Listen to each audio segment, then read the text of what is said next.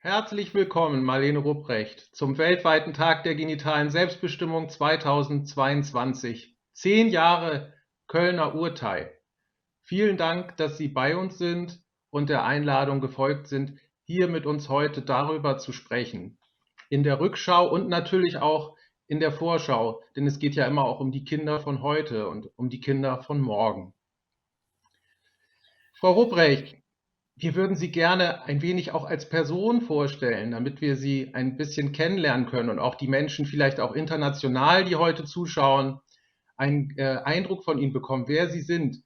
Denn Ihre Karriere, wenn man wenn man auf die jetzt zurücksieht und etwas recherchiert, was Sie so alles gemacht haben in Ihrem Leben, dann finde ich, sind da sehr, sehr interessante Aspekte, die mir sofort aufgefallen sind.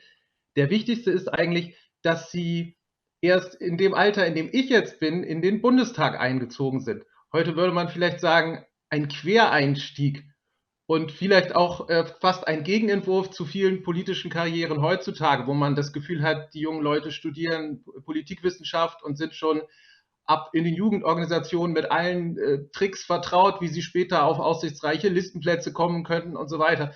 Da wirkt das wirklich sehr interessant, fast antiquiert, äh, spannend, wie ihr Lebensweg eigentlich dazu geführt hat, dass er doch noch diese politischen Wege eingeschlagen hat. Würden Sie uns ein bisschen beschreiben, wie war denn Ihr Leben vor dem Deutschen Bundestag und wie kam es dazu? Ja, ich stamme aus einer großen Familie mit vielen Kindern. Ganz typisch im Schwäbischen. Arbeit ist das Zentrum. Aber ich hatte Eltern, die Kinder sehr geschätzt haben, die sie wertgeschätzt haben, die Respekt ihnen gegenüber ja, zeigten. Und das hat uns alles relativ stark gemacht. Das heißt, jeder und jede von uns konnte den Beruf wählen und ich wollte Lehrerin werden und habe das dann auch durchgezogen, war 20 Jahre im Bayerischen Schuldienst, habe im Bayerischen Schuldienst vor allem die Kinder unterrichtet, die immer aussortiert werden, die niemand mehr will, wenn es schwierig ist. Ja, und dabei habe ich viele Dinge kennengelernt oder auch sind mir aufgefallen, wo ich gesagt habe, da muss man politisch agieren. Ja, aussortieren halte ich für eine unmenschliche Art. Kinder fallen so nicht vom Himmel, also muss man was tun, dass Kinder, wenn sie auf die Welt kommen, herzlich willkommen geheißen werden und dass sie alle Möglichkeiten bekommen, um ihre Begabungen, ihre Fähigkeiten zu entwickeln. Das war so mein Hintergrund und habe ich gedacht, okay, wenn ich es über den Lehrerberuf nicht nur erreiche, dass ich Kinder wirklich jedem Einzelnen, das bei mir war, stabilisiere, dann will ich wenigstens die Weichen stellen. Und dann habe ich mich entschieden, politisch aktiver zu werden. Also nicht nur, ich war immer ein politischer Mensch, aber dann eigentlich zu sagen, dann gehe ich in eine Partei und werde in einer Partei aktiv, was erstmal für Verwirrung sorgte, weil ich mich nicht ruhig hielt und zurückhielt, sondern immer Fragen gestellt habe, auch kritische Fragen gestellt habe. Ja, und so kam ich irgendwann kamen wir an die Frage, wer wird unser nächster Kandidat, unsere nächste Kandidatin für den Bundestag. Die Aussichten waren dermaßen schlecht, dass sich kein Mann, was sonst üblich ist, zur Verfügung stellen wollte, weil er wusste, er wird es nicht schaffen auf der Platzierung, die wir angeboten bekamen auf Landesebene. Und da habe ich gesagt, na, also das machen wir nicht, dass wir niemanden aufstellen. Ich werde kandidieren. Ja, und beim Kandidaten, natürlich bin ich nicht gleich reingekommen, aber ich war auf dem direkten ersten Nachrückerplatz und es war nur eine Frage zur Zeit, bis jemand ausscheidet. Und so kann im Bundestag. War nicht sicher, ob ich nochmal einziehe, aber ich habe gedacht, ich will die Chance nutzen, einmal den Betrieb von innen kennenlernen und dann durch Zeichen setzen. Das habe ich, ja, dann 17 Jahre gemacht. Keiner hätte das gedacht. Ja, und sagen Sie, warum war es die SPD? Warum haben Sie sich für die SPD entschieden damals? Gab es Das da war für mich einen besonderen Impuls, oder? Ja, also für mich war es ein ganz wichtiger, ich habe Geschichte schwerpunktmäßig studiert und ich habe geguckt, wie sich Parteien verhalten haben beim Ermächtigungsgesetz. Und die einzigen, die dagegen gestimmt haben, außer den Kommunisten, die man schon da versucht hat, kalt zu stellen, war die Sozialdemokratie. Und sie musste in der ganzen langen Geschichte nie ihren Namen wechseln. Wir sind nicht die besseren Menschen. Aber für mich war das Verhalten in der NS-Zeit ein ganz wichtiger Punkt. Und das Zweite war, was für ein Bild steckt hinter dem Parteiprogramm. Und das ist ein Bild von einem Menschen, der aufrecht geht, auf Augenhöhe mit allen anderen Menschen kommuniziert und gleiche Teilhabe hat an der Gesellschaft. Und das hat mich überzeugt. Und da habe ich gesagt, okay, da gehe ich dazu. Nicht immer zur Freude aller, aber das ist egal. Okay, dann war das also eine Entscheidung, die auch sehr historisch begründet war Ja, und und ja, mit natürlich auch meine einem Eltern waren sehr stark, Entschuldigung, sehr stark ne, demokratisch orientiert. und dann konnten Sie ja auch diese, Erfahrungen, die Sie im Schuldienst gemacht haben, schon einbringen auch gleich in Ihre politische Arbeit, ne? Mögen Sie kurz noch schildern, was Ja. waren da so erste Projekte, die ganz wichtig waren? Also ich kam in den Bundestag und hatte vorher auf Kreisebene, ich war Kreisrätin, Jugendhilfeplanung gemacht im Bereich Schule und damit war mir die Jugendhilfe sehr vertraut. Und deshalb habe ich die Berichterstattung für Jugendhilfe und für alle Gesetze, die danach kamen im Bereich Jugendhilfe, war ich zuständig. Und ein ganz wichtiger, ja, das Thema war Heimunterbringung schon, während ich in der Planung mit war, weil kein Mensch fragt in einem Kreistag oder in einem Stadtrat, kommen denn unsere Kinder hin, die wir wegnehmen aus Familien, die fremd untergebracht werden, wo landen die denn? Sind die gut versorgt? Und dann hat mich mehr oder weniger das erwischt, was mich immer erwischt. Ich suche mir nicht die Themen, sondern die Themen suchen mich. Und dann kam ich mit ehemaligen Heimkindern zusammen und die ehemaligen Heimkinder haben mir ihr Schicksal erzählt aus den 50er, 60er, 70er Jahren. Und das war sowas von brutal, dass ich gesagt habe, das muss der Bundestag, obwohl alles verjährt ist, der Bundestag muss sich seiner Geschichte, nämlich als gesetzgebendes Organ, Verfassungsorgan, muss sich der stellen. Und mir ist es gelungen, das kann ich ganz gut, zu netzwerken, dass das Thema nicht starb, sondern dass der Petitionsausschuss aufgrund von 2 Petitionen, die ich gebeten hatte, dass man die schreibt, weil ich brauchte einen Anlass, um das Thema einzubringen. Und aufgrund dieser Petitionen hat sich der Bundestag 2 Jahre damit beschäftigt, hat dann beschlossen, dass die Bundesregierung einen runden Tisch einrichten muss. Die Beschlussempfehlung hatte ich geschrieben. Das heißt, ich habe auch dafür gesorgt, dass Betroffene an diesem runden Tisch teilnehmen und dass man nach Lösungen sucht, hatte die Zeit vorgegeben. Und das war so ein ganz wichtiger, harter Brocken in dieser Zeit, wie ich dort war. Also ich habe Hinternpolitik gemacht, ich habe Kinderkommission, viele Jahre war ich in der Kinderkommission und immer wieder auch Vorsitzende. Das sind einfach, Kinder haben mich nicht losgelassen. Und dann kam irgendwann körperliche Unversehrtheit auch als Thema, wie vor 10 Jahren eben dieses Urteil. Vorher war das schon immer Thema, aber keiner hat sich rangewagt, weil man weiß, dass man damit enorm viel Widerstand auslöst und Ressentiments. Und ja, dann kann man sagen, ich pack's lieber nicht an oder ich mach's. So, denke ich, war meine Arbeit im Bundestag immer eine Ansammlung von ganz unterschiedlichen Themen, aber meistens Themen, ich sage immer, das Elend in Anführungszeichen der Welt habe ich bearbeitet.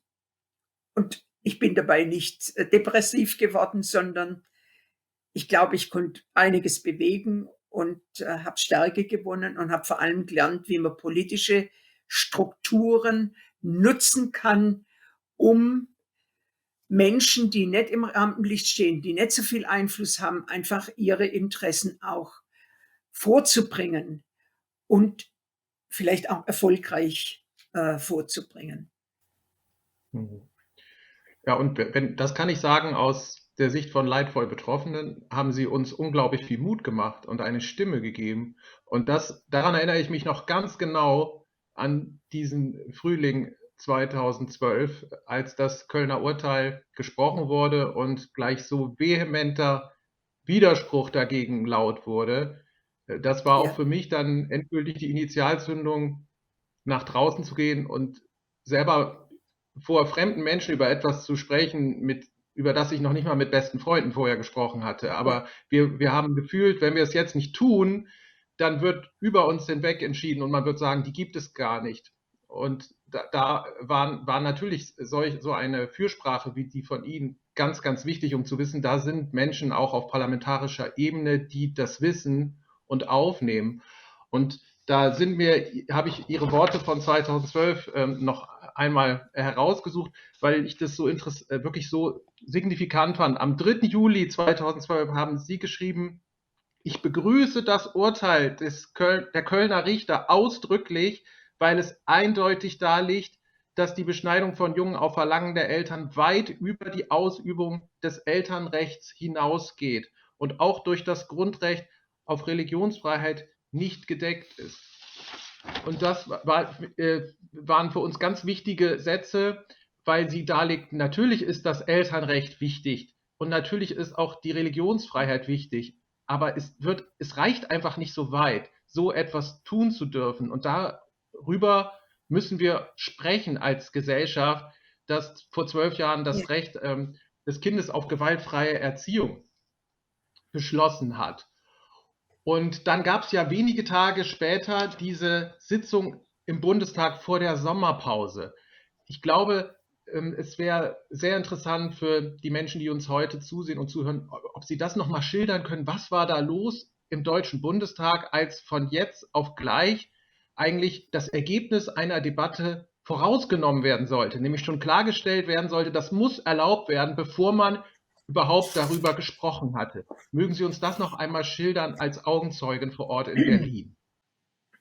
Ich kann Ihnen einfach nur sagen, wir hatten ganz dringend, sonst wäre niemals eine Sondersitzung oder so eine Präsenzsitzung anberaumt worden. Wir hatten über die Finanzen zu reden und das war im Vordergrund gestanden. Und nun kam dieses Urteil und alle waren aufgeschreckt und wahnsinnig ja, irritiert. Wer sich noch nie mit Kinderschutz befasst hatte, hatte keine Ahnung, weil das ist ja schon immer so gemacht worden und wenn das schon immer so gemacht worden ist, dann wird es schon rechtens sein. Wir hatten Finanzhilfen für Spanien auf der Tagesordnung.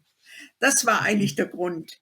Und mit diesen Finanzhilfen kam auf einmal auch in der Fraktion auf ein Entschließungsantrag von CDU, CSU, SPD und FDP zur rechtlichen Regelung der Beschneidung minderjähriger Jungen. Das war der Entschließungsantrag. Und ich habe mich in meiner Fraktion gemeldet. Ich war ja Kinderbeauftragte der Fraktion und auch in der Kinderkommission. Und man wollte mich nicht hören. Man wollte mich nicht hören, obwohl ich wirklich vorher schon Informationen an die Fraktion rausgegeben hatte. Es war nicht möglich, eine Stellungnahme in der Fraktion abzugeben, was ich sehr schlimm fand. Wir sind ins Plenum runter und es ist wirklich dieser Entschließungsantrag mit einer klaren, eindeutigen Aussage dahingehend, die Bundesregierung wird aufgefordert, im Herbst 2012 unter Berücksichtigung des Kindeswohls und der Religionsfreiheit sowie des Rechts der Eltern auf Erziehung einen Gesetzentwurf vorzulegen, und jetzt war vorweggenommen, der sicherstellt, dass eine medizinisch fachgerechte Beschneidung von Jungen ohne unnötige Schmerzen grundsätzlich zulässig ist. Das heißt, der Bundestag hat genau gesagt, Ministerium, du hast ein Gesetz vorzulegen, das genau das beinhaltet. Es war gar nicht vorher debattiert worden, ja, sondern er hat genau die Zielrichtung vorgegeben.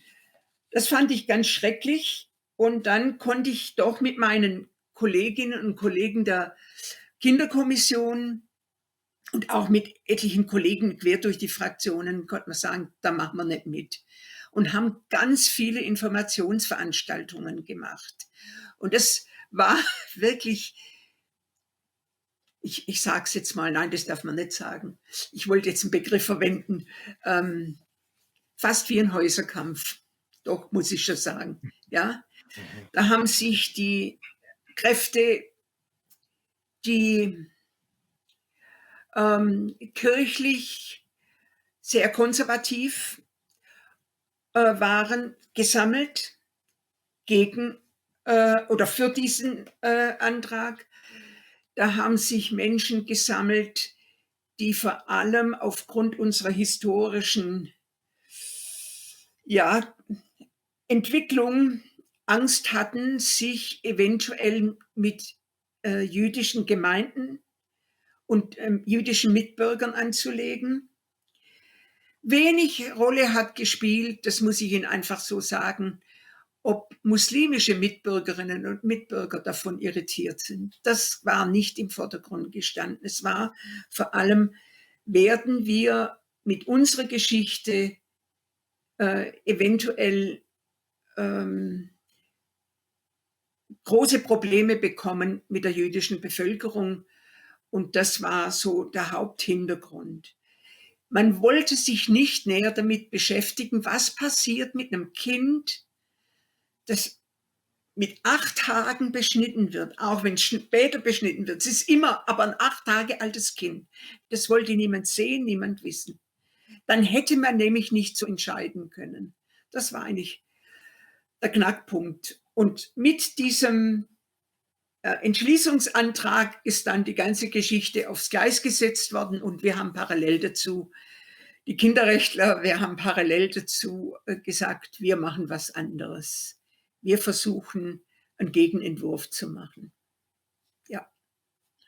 Das ist auch interessant, dieser Gegenentwurf, denn dieser Entwurf, wie er auch sagt, der ist ja erst geschrieben worden, nachdem der eigentliche Entwurf veröffentlicht wurde und beschlossen wurde. Denn es ist ja einer der großen Mythen, die immer auch noch durch die Welt geistert, dass Deutschland 2012 irgendwie die Absicht gehabt hätte, die sogenannte Beschneidung an Jungen verbieten zu wollen.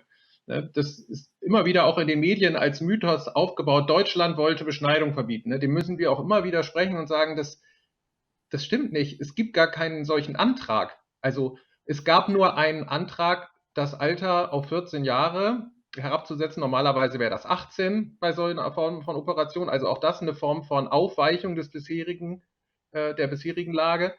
Aber ein Verbotsentwurf hat es nie gegeben. Also bitte immer bei den Fakten bleiben. Ne? Und es war ja eine Reaktion, die Sie damit gezeigt haben.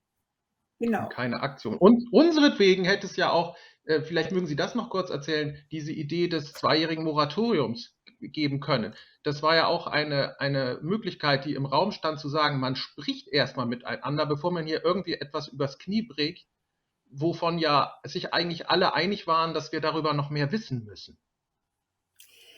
Man wollte nicht mehr. Wir hatten im Bundestag ganz viele Anhörungen mit Fachleuten. Es kamen aus England der jüdische Filmemacher, der über Beschneidung einen Film gemacht hat. Es kam aus Israel ein Sachverständiger, ein Vater, der bei der oder vor der Beschneidung des zweiten Sohnes sich informiert hat und hat gesagt, das kann ich eigentlich nicht für gut heißen und hat dann eine Initiative gegründet. Wir haben deutsche Kinderärzte, Kinderchirurgen, die täglich immer wieder sogenannte Vorhautverengungen beschneiden und Erfahrung haben.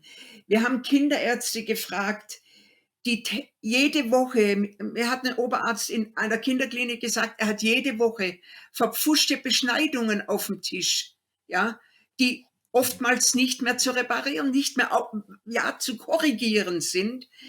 Wir haben mit dem Kinderärzteverband, wir haben wirklich mit allen versucht, Kontakt aufzunehmen und auch mit ihnen zu sprechen und es immer in Anhörungen zu machen, wo alle anderen Fraktionen, alle Mitglieder dazukommen konnten oder wenn sie wollten. Es gab welche, die das gemacht haben, aber im Großen und Ganzen hatte man sich darauf geeinigt, und zwar wirklich mit dem großen Schwert: Ihr werdet doch nicht was tun, was uns in der Welt als Religionsfeinde darstellt. Das war so der große Mhm. Hintergrund. Mhm. Und Man hat das dann, Alte Testament zitiert, entschuldige, man hat das Alte Testament ja, zitiert. Man hat ähm, wirklich alles Mögliche herangezogen, wobei uns Wolfsohn damals auch noch eine Mail geschrieben hat, nur der ist Jude, wenn die Mutter Jüdin ist. Also auch da ganz klare Abkehr von dem, was so propagiert wurde. Bei den muslimischen Gruppen kam eine ganz junge Gruppe, die wirklich sehr aufgeschlossen ist, die sich zusammengefunden hat bei jungen Muslimen, zu sagen, wir brauchen keine Beschneidung. Das gab es auch in Deutschland, oder gibt es in Deutschland so eine Gruppe, die sich eindeutig dafür ausgesprochen hat, dass das nicht im Kleinkind oder im Kindesalter geschehen muss. Ja, aber wie gesagt, es kam dann der Entwurf des Justizministeriums, und das tut mir körperlich weh, weil ich sehe die Kinder vor mir und ich denke, was mhm. tut man ihnen an? Es ist massivste Gewalt. Und egal aus welchem Grund ich das mache, ich würde immer dazwischen gehen und sagen, das darf man nicht. Ja, Mhm. ja, und dann haben wir uns entschlossen, jetzt machen wir einen Gegengesetzentwurf. Und der hätte natürlich mit allen Formalien ausgebremst werden können, wenn man gewollt hätte. Und das Mhm. wollte man sicher auch. Und da muss ich sagen, Hut ab vor den Legisten des Bundestages, also die dafür sorgen, dass alles korrekt abläuft. Und die kamen dann auf mich zu und haben gesagt, brauchen Sie Unterstützung, brauchen Sie Hilfe? Wir sind dafür da, dass die Minderheit zu ihrem Recht kommt. Und da habe ich wirklich viel Unterstützung bekommen, unter anderem auch, dass unser Gesetzentwurf nicht in der Debatte überhaupt nicht mehr abgestimmt wird. Das wäre, wenn der Gesetzentwurf der Regierung als erstes gekommen wäre, dann wäre ja der mit Mehrheit, so wie es dann auch beschlossen wurde, durchgegangen, und unserer wäre gar nicht mehr abgestimmt worden, weil er durch Fakt weggefallen wäre. Und die Legisten haben gesagt, sie müssen über ihre Mitglieder des Ältestenrates dafür sorgen, dass ihr Gesetzentwurf als erstes abgestimmt wird, dann, und zwar namentlich, dann wissen sie, wie viele Stimmen sie haben, wer dafür ist. Und das haben wir auch geschafft. Da haben wir wirklich unsere Mitglieder im Ältestenrat dazu gebracht, das so zu verfahren. Und wir konnten das wirklich dann auch sehen, wer hat unseren Gesetzentwurf mit unterstützt. Und der Ja, daran Kompromiss erinnere ich war, mich dass auch wir noch. gesagt haben, bitte, ab Nee, bitte, 14, Entschuldigung. ja, dass wir ab 14 sagen, okay, das ist rechtens, wie die Religionsfreiheit, wenn es nach mir gegangen wäre, wäre 18 volljährig, und wer volljährig ist, kann über seinen Körper entscheiden, ob er die Nase auf dem Rücken tragen will oder was er auch immer machen will. Das ist seine Entscheidung. Er kann mit dem Körper machen. Aber das war schon das Entgegenkommen, zu sagen, mit 14, denke ich, wird jeder Junge sich überlegen, ob er sich so einer Prozedur unterzieht, weil er doch von anderen mitkriegt, wie schmerzhaft es ist und wie Mhm. eventuell auch sein Leben dadurch gestaltet wird. Ja. Ja, daran erinnere ich mich auch noch, dass wir befürchteten, dass der Antrag unter Umständen gar nicht mehr abgestimmt wird. Das war ja alles damals immer kurz auf Spitz, ne?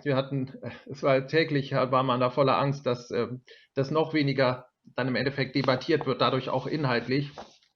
Und Ja. wir wollten natürlich auch, dass namentlich abgestimmt wird, dass man auch weiß, wer hat denn hier Flagge gezeigt für den Kinderschutz. Auch dann, wenn es drauf ankommt, nicht in Sonntagsreden, sondern dann, wenn wirklich abgestimmt wird mit täglichen Konsequenzen für die Kinder hier in unserem Land. Ja. Ne?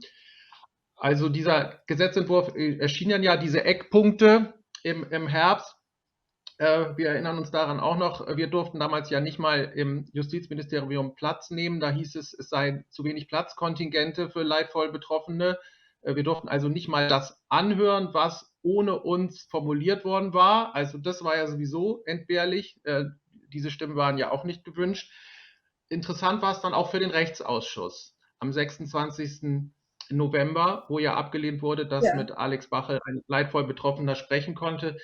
Wir haben immer wieder so beispielhaft die Stellungnahme des Berufsverbands der Kinder- und Jugendärzte da hervorgehoben, die ja zu dem Schluss kommt, dass der Gesetzentwurf der Bundesregierung aus kinder- und jugendärztlicher Sicht strikt abzulehnen sei. Da wollte ich Sie mal fragen, haben Sie sich nicht eigentlich damals, wenn man also die Fachexpertise von denen, die dafür zuständig sind in einem Land, wenn es darum geht, einen ärztlichen, einen operativen, irreversiblen Eingriff an nicht einwilligungsfähigen Kindern zu erlauben, wenn Sie die hinter sich wissen, wie ist es nicht eine völlig paradoxe Situation, sich dann parlamentarisch eigentlich auf verlorenem Posten zu wissen? Wie sind Sie damit klargekommen? Sie und natürlich die anderen MitstreiterInnen, die diese Position hatten. Sie waren ja nicht alleine. Das ist ja Also, auch immer wichtig, dass hier nicht der Eindruck entstünde, Sie waren nicht allein. nein, ich war nicht allein. Wir waren quer durch alle Fraktionen, gab es wirkliche Unterstützerinnen, Kämpfer, Kämpferinnen, die gesagt haben, wir müssen was tun. Bei der Abstimmung kam eine Ministerin, deren Namen ich jetzt nicht sagen will, aber die kam auf mich zu und sagte, Frau Ruprecht, Ihr Gesetzentwurf ist der einzige, der eigentlich durchgehen müsste. Ich konnte ihm nicht zustimmen, es würde mich meine Position kosten. Kann ich nachvollziehen, ja, das ist eine Güterabwägung. Für jeden werde ich kaltgestellt in meiner Fraktion und damit auch politisch mein Aus, oder ich sage, mir war es immer egal, ja, weil ich hatte keine Ziele, wo ich irgendwo hin will, sondern ich habe immer so gelebt. Ja, vielleicht sagen manche von der Hand in den Mund. Ich habe Themen aufgegriffen, die habe ich bearbeitet und ich mache sie immer mit vollem Herzblut. Also von daher war es für mich auch, es war eine schwierige Zeit. Also mein ganzes Büro hat mit drunter gelitten, weil sie jede Diskussion verfolgt haben.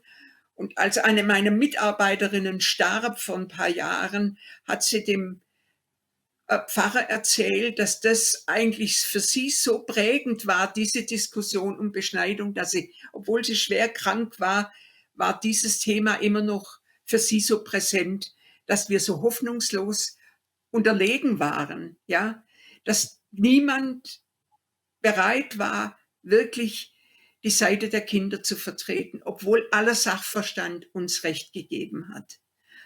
Das muss man in der Demokratie, sind Mehrheiten entscheidend und die muss man nehmen, und ich habe es halt dann über den Europarat nochmal versucht und da ist es mir gelungen. Ja, dazu wollen wir gleich auch noch kommen. Vorher wollte ich noch einmal fragen, Sie sind ja auch persönlich angegriffen worden in der Oh Debatte ja, mit schlimmen Vorwürfen, die ich denke, für ja. eine Person, die so politisch, historisch geprägt war wie Sie, das muss wehgetan haben, oder? Wie sind Sie damit, wie haben Sie das geschafft, damit fertig zu werden? Ähm, Wie sind Sie dem ich habe begegnet auch? Das ist ja auch wichtig. ja, manche Sachen muss man nicht beantworten, die muss man einfach zur Seite legen. Wenn es strafrechtlich war, haben meine Mitarbeiterinnen schon ohne mich den Staatsschutz angesprochen. Das Das hat es heißt, gegeben auch. das Das sieht ja mhm. klar, wenn Bedrohung ist, kann man nie Mhm. wissen, macht jemand so die Drohung wahr. Aber da haben mich meine Mitarbeiter und Mitarbeiterinnen eigentlich versucht, immer davor zu schützen. Die waren ganz fit, wenn solche Mails, die gingen ja früher immer erst in den Hauptaccount rein und die Mitarbeiterinnen haben gefiltert, muss ich auch Mhm. sagen. Aber sie haben natürlich nicht gefiltert, dass sie es mir nicht gegeben haben, aber haben dann schon Maßnahmen ergriffen. Bei anderen habe ich versucht, ruhig und sachlich zu antworten, wenn es auf der Ebene war. Ansonsten geht es nur, wenn man fest davon überzeugt ist, die Kinder können nicht schreien, die können sich nicht wehren, die treten nicht im Bundestag auf. Ich bringe viele Kilos auf die Waage. Ich habe eine laute Stimme. Also wenn ich es nicht mache, wer soll es denn dann machen? Also das hat mir immer geholfen zu sagen, ich liege nicht falsch. Ich rede hier für die Kinder, die brauchen eine Stimme. Und deshalb kann man vieles, was da so auf einen zukommt, was mich natürlich schon verletzt, ist, wenn man mir Judenfeindlichkeit unterstellt. Also das war eine der prägendsten Dinge in meiner Kindheit und Jugend, war die Verfolgung und wirklich das Ermorden von Millionen Menschen. Das war für mich so prägend, warum ich auch politisch so aktiv worden bin. Sowas wollte ich nie mehr. Und mir das zu unterstellen, das ist einfach, das ist unfair und unterirdisch, ja. Das ist, also ich finde es unwürdig, sowas. Von muslimischer Seite kamen kaum Angriffe. Das war relativ, die war auch in Deutschland nicht so organisiert. Die kam eher, wir hatten einen Sachverständigen dann, der sowohl in Istanbul wie in Deutschland als Arzt tätig war und der dann gesagt hat, so ist es nicht und die Seite vertreten hat. Aber ansonsten war der Widerstand eher, ja, auch während der Debatte, wenn die Religionsvertreter oben auf der Tribüne sitzen und viele der Redner und Rednerinnen ganz bewusst sie auch mit einbeziehen, dann ist es schon eine Wucht. Ich wurde auch gefragt von meinem damaligen Vorsitzenden, ob ich denn überhaupt einer Kirche oder Religion angehöre, ob ich religiös sei. Ja, das hat man andere nicht gefragt. Ich habe ihm geantwortet, ganz klar und eindeutig, ja, ich gehöre einer Religion an, ich gehöre einer Kirche an, ich bin ein gläubiger Mensch und vielleicht ist auch das, was mich immer mitgetragen hat und was mir Stärke gegeben hat. So, ja, deine Rede sei ja, ja, nein, nein und alles, was darüber ist, ist von übel. Das ist etwas, was ich sehr früh in mich aufgenommen habe, dass ich einfach nicht den Mund halte, wenn was nicht gut läuft. Ja. Ja, ich habe mir in Vorbereitung auf das Gespräch nochmal Ihre Rede im Plenum am 12.12.2012 angesehen. Das war ja der Tag, auf den das dann alles hinmündete, als über die Gesetzentwürfe abgestimmt wurde. Und da haben Sie am Schluss gesagt, Sie seien sich bewusst, dass man Eltern viel zumute, wenn man dem alternativen Gesetzentwurf zustimmt. Aber wenn man dem Regierungsentwurf zustimmt, dann mutet man den Kindern noch wesentlich mehr zu. Und deswegen sei Ihre Abwägung und der Menschen, die Sie da unterstützen, der anderen Abgeordneten, so ausgefallen, wie sie sei. Und dafür möchte ich Ihnen nochmal ganz herzlich danken, im Namen auch der Menschen, die ich vertrete. Denn das ist genau die Abwägung, um die es geht. Können wir als Erwachsene das nicht eher tragen, als was die Kinder ertragen müssen? Ja. Und damit leben wir ja nun in unserem Land seit 10 Jahren. Und Sie, wie Sie vorhin schon angedeutet haben, Sie haben ja dann noch weitergemacht in Straßburg. Da gab es eine Resolution. Können Sie bitte kurz uns erzählen, wie es dazu kam? In der Parlamentarischen Versammlung des Europarates. Die ist am 1. Ja, Oktober 2013 beschlossen worden. Und wie kam es zu diesem Beschluss? also wie im Bundestag auch, wird in der Parlamentarischen Versammlung hat man Berichterstattungen und ich war Generalberichterstatterin für Kinder. Kein Wunder. Und das Thema war körperliche Unversehrtheit. Also weitaus mehr. Da gehört Piercing dazu, da gehört Schönheitsoperationen, weil einem das Kind nicht gefällt. Da gehört dazu, dass man ihnen Medikamente gibt, damit sie eventuell 5 Zentimeter größer werden als ursprünglich vielleicht vorgesehen von der Natur. Da gehört die Genitalverstümmelung von Mädchen dazu, da gehört die Genitalverstümmelung von Jungen dazu. Und das Ganze ist ein Bericht, also erstmal wird da entschieden, der Ausschuss entscheidet, dass man dazu einen Bericht macht. Und ich hatte die Berichterstattung und habe einen Bericht vorgestellt im Ausschuss. Und danach wird ein Beschluss gefasst quasi und der geht ins Plenum. Und es war keines, wir haben ja 47 Staaten jetzt ohne Russland noch 46, jetzt während des, oder mit dem Krieg, 47 Staaten, auch Staaten mit jüdischer, muslimischer Bevölkerung. Und es war nicht sicher, ob wir den Beschluss durchbekommen. Und der Beschluss war so, dass wir gesagt haben, keiner hat das Recht, an einem Kind Dinge vorzunehmen, die irreversibel sind, außer es ist medizinisch notwendig.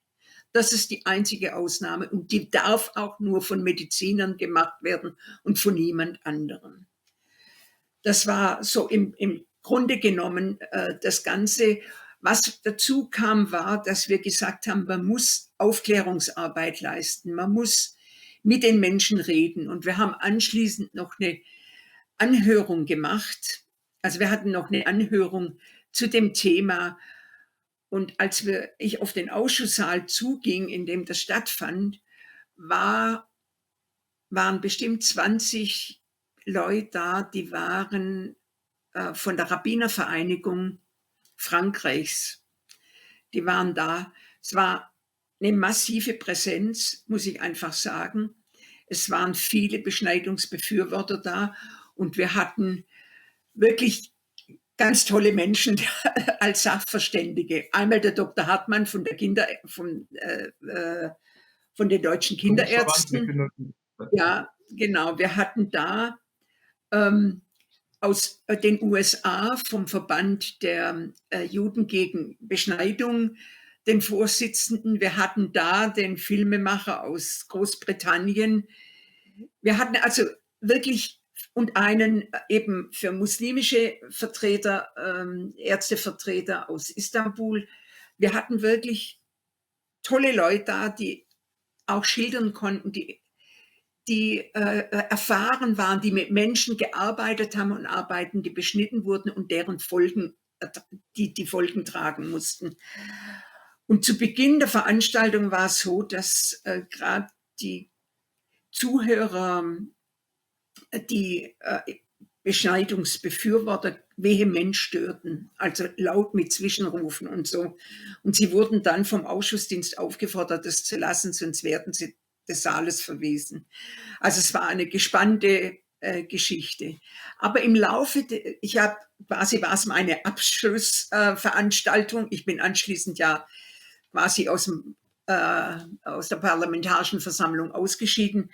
Und im Laufe der Veranstaltung habe ich immer wieder gesagt, mir geht es nicht darum, jemanden zu verurteilen oder jemanden in die Ecke zu stellen. Mir geht es darum, dass wir den Dialog beginnen, dass wir miteinander reden, dass sie bereit sind, überhaupt mit uns zu reden darüber, wie wir wirklich ihre Religionsfreiheit, die sie haben, aber die das dazu nicht berechtigt, ausüben können, ohne dass an einem Kind was vorgenommen wird. Dieses muss, und es wird schmerzhaft sein, wird dauern, aber nur dann können wir was erreichen für unsere Kinder. Und zum Schluss war das einfach so, dass die vorher ganz massiv aggressiv reagiert hatten, außen standen mit mir und haben mit mir diskutiert und nicht aggressiv, sondern sehr konstruktiv, sehr dialogbereit und das fand ich einfach, für mich war es ein tolles Erlebnis zu sehen. Es ist nur leider so, dass niemand mehr diese Themen weiter bearbeitet, auch nicht im Bundestag, auch nicht auf europäischer Ebene und damit sind wir beim Status quo von 2012 in Deutschland. Es tut sich nichts. Im Nachgang hat allerdings unser Generalsekretär meinen positiv abgestimmten Beschluss und den Entschließungsantrag im Europarat bei einer Tagung in Berlin relativiert und hat gemeint, das sei alles nicht so wichtig. Und auf Bundestagsebene habe ich niemanden, der einfach die Frage stellt, haben wir denn Erfahrungen jetzt gesammelt? Gibt es eine Statistik? Gibt es das? Wie viele Beschneidungen sind aus religiösen Gründen durchgeführt worden von Nichtmedizinern? Wie viele Beschneidungen sind durchgeführt worden von Medizinern ohne medizinischen Grund? Auch die ganze Frage der Vorhautverengung, die ja viel zu häufig das Schneiden nimmt obwohl es nicht notwendig ist. Das habe ich auch gelernt von den Ärzten, die mir gesagt haben, es wird oft gar nicht wäre es notwendig, wenn man einfach das Kind wachsen lassen würde und dann entwickelt sich von allein. Also auch da gibt es irgendwelche Unterlagen und die kann ich nicht feststellen. Es gibt nicht. Und es wird kaum jemand geben, der den Mut hat zu fragen, bitte Regierung, lege mir einen Bericht vor. Als Regierungskoalitionsmitglied sollte man, nein, man darf das schon, aber sollte man keine Fragen an die Regierung stellen, die sie in Schwierigkeiten bringt. Und so müsste es von der Opposition kommen. Und da bleibt nicht mehr viel. Ganz rechts würden das sowieso nicht zum Thema haben und ganz links. Die Linken könnte ich mir vorstellen, sind aber so schwach auf der Brust, dass da nicht nachgehakt wird. Und ansonsten die CDU war mehrheitlich für den Gesetzentwurf. Also sehe ich im Moment nicht. Ich habe aber heute Morgen nicht, ja doch, ich habe schon dran gedacht, dass wir heute miteinander reden, aber habe ich mit im Büro eines Mitglieds der Kinderkommission, die letzte Woche installiert wurde, telefoniert und habe gesagt, ich bin im April in Berlin und ich will gern mit dir reden. Wir gucken mal, wie wir das hinkriegen, weil ich einfach möchte, dass sie die Themen aufgreifen. Es ist zwar immer schwierig, wenn man von außen kommt, aber ich will das Thema einfach nicht verlieren, weil ich glaube, dass Kinder das Recht haben, dass wir uns darum kümmern.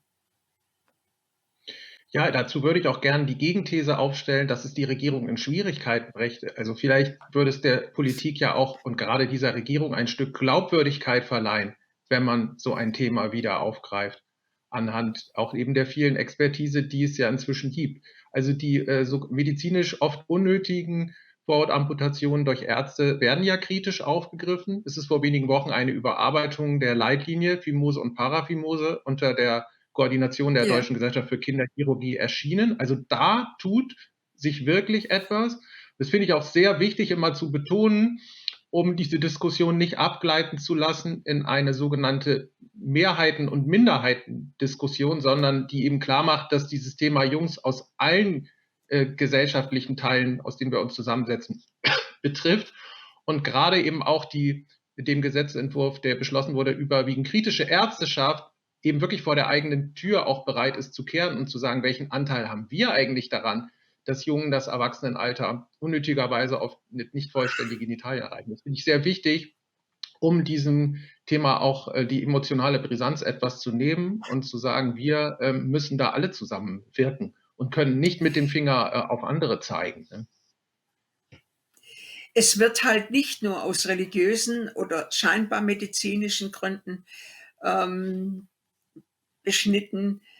Ganz häufig ist es einfach auch Mode. In den USA, da stecken bei den meisten Beschneidungen überhaupt keine solchen Motive dahinter, sondern einfach machen wir es, dann hat man die ganze Problematik nicht und niemand hinterfragt, woher kam es, dass in den USA massiv beschnitten wird, obwohl nicht der Bevölkerungsanteil weder der Muslime noch der jüdischen Glaubensgemeinden so groß ist, dass es auf viktorianische, puritanische Ursprünge zurückgeht, verfolgt niemand, weiß niemand. Und es ist üblich.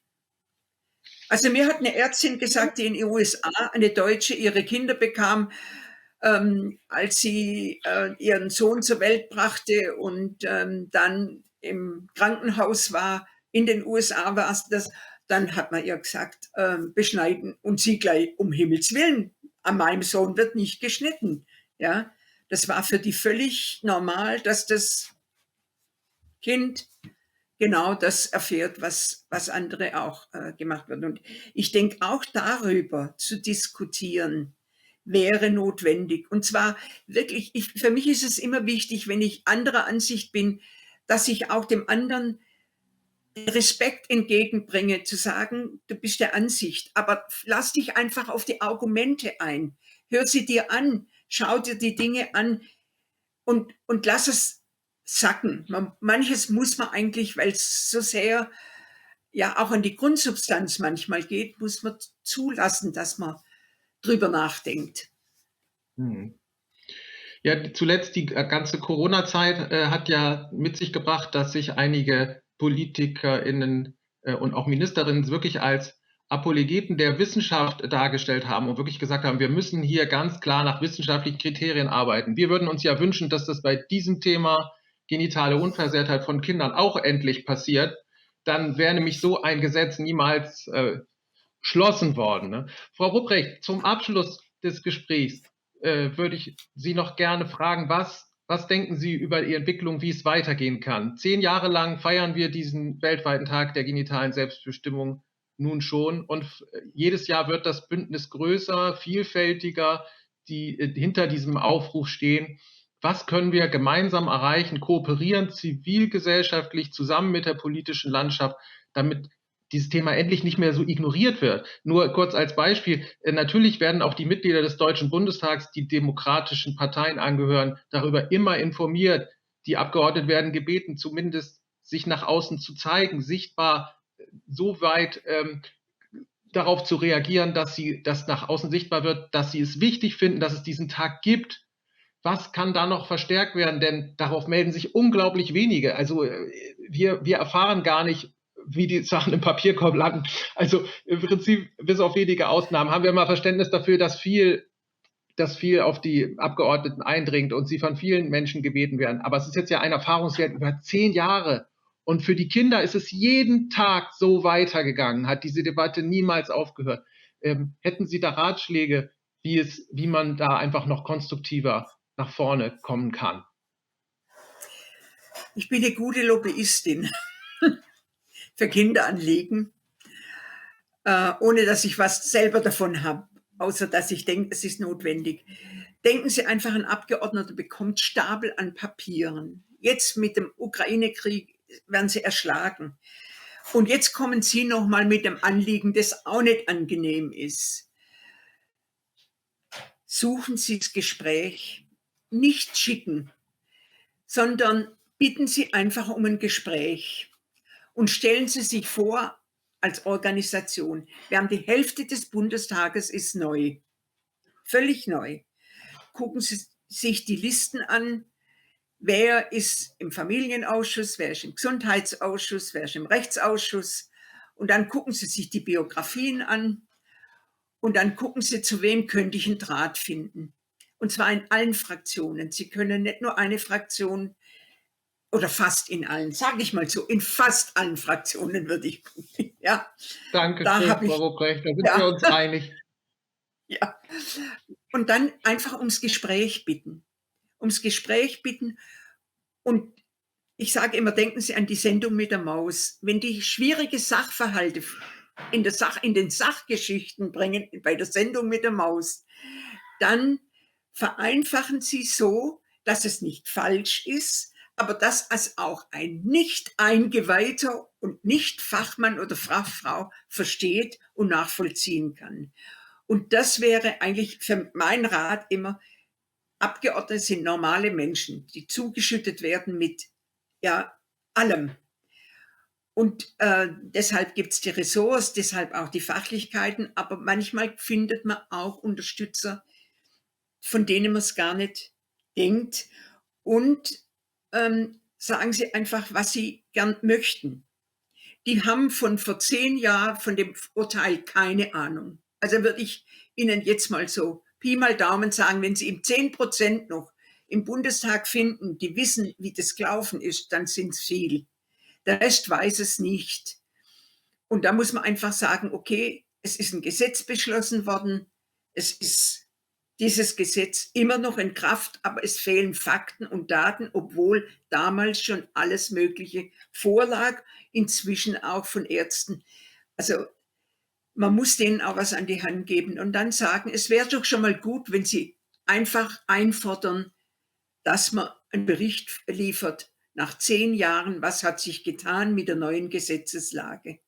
Das wäre schon mal der erste Schritt, weil aufgrund dessen könnte man wieder arbeiten. Und der Bericht, wenn so ein Antrag gestellt wird von einem Abgeordneten, sollte immer auch beinhalten, dass es nicht am Sankt Nimmerleinstag oder kurz vor Wahlen passiert, weil dann fällt er in den Papierkorb, sondern dass Mhm. es so Mitte der Periode aufschlägt, sodass man noch 2 Jahre Zeit hat, aus dem Bericht alles, was notwendig ist, rauszuholen, um Anträge zu schreiben, um Gesetzentwürfe zu machen.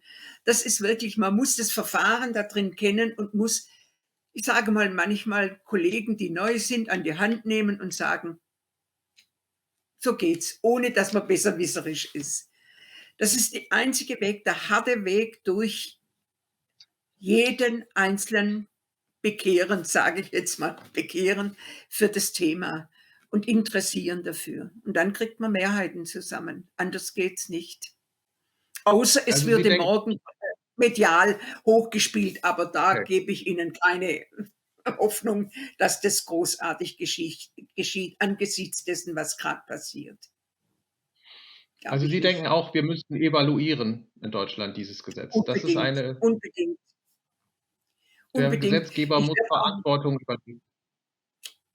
Genau. Der muss sagen, und da muss man die Berufsverbände wieder heranholen. Der Kinderärzte, der Kinderchirurgen, die muss man heranholen, einfach sagen, welche Erfahrung habt ihr? Führt ihr Statistiken? Das wäre zum Beispiel notwendig gewesen, dass man Statistiken fordert. Das hätte man im Gesetzentwurf der Regierung reinschreiben können. Wie viele Hm. Operationen werden gemacht? Was ist der Hm. Grund? Das wäre alles möglich gewesen, wollte man aber nicht. Und man muss den Fehler korrigieren, dass man nicht Mediziner an den Körper von Kindern lässt. Das ist untragbar. Also es geht nicht. Und Ja. zumal so kleine Kinder, wo jeder Kinderarzt Angst hat, so einem kleinen Kind eine Narkose zu geben oder es zu operieren. Davor hat jeder Angst und schreckt zurück. Und das ist, und das muss man auch verdeutlichen. Also ich kenne jetzt noch nicht persönlich, aber ich kenne die jetzt den ersten Vorsitz hat in der Kinderkommission. Da lasse ich meine Träte spielen, die habe ich noch. Und da werde ich das Gespräch suchen, damit man bestimmte Themen auch dort wieder auf die Tagesordnung setzt. Wenn nicht die Kinderkommission, wer dann? Ja, und was 10 Jahre nicht gemacht wurde, können wir nicht rückgängig machen, aber wir können jetzt wieder anfangen, etwas zu tun. 10 Jahre Ja, danach. Und ja, hoffentlich ja. tut der 7. Mai, der weltweite Tag der genitalen Selbstbestimmung, dafür wieder Impulse geben. Vielen herzlichen Dank, Frau Rupprecht. Wollen Sie noch Gern etwas sagen? geschehen. Entschuldigung. Wollen Ja, Sie ich noch wollte etwas, habe sagen, ich Sie abge nachdem die Juristen jetzt auch eine Tagung machen in Mainz, ist ganz gut, wenn man die Juristen etliche noch hat, die wirklich wiederum bei den Kinderrechten stehen und mit den Kindern kämpfen. Die sagen, das ist ein Unding, was da passiert ist. Also auch die muss man mit einbinden. Aber das sehen wir uns Natürlich, vielleicht. da sehen wir uns bestimmt, Frau Rupprecht. Ich möchte mich ganz herzlich bedanken für dieses ausführliche Gespräch und Ihnen Gern alles, alles geschehen. Gute wünschen und weiterhin so viel Kraft für den Kinderschutz, für diejenigen, die keine Stimme haben. Das ist so wichtig und ganz herzlichen Dank dafür. Alles Gute. Gern.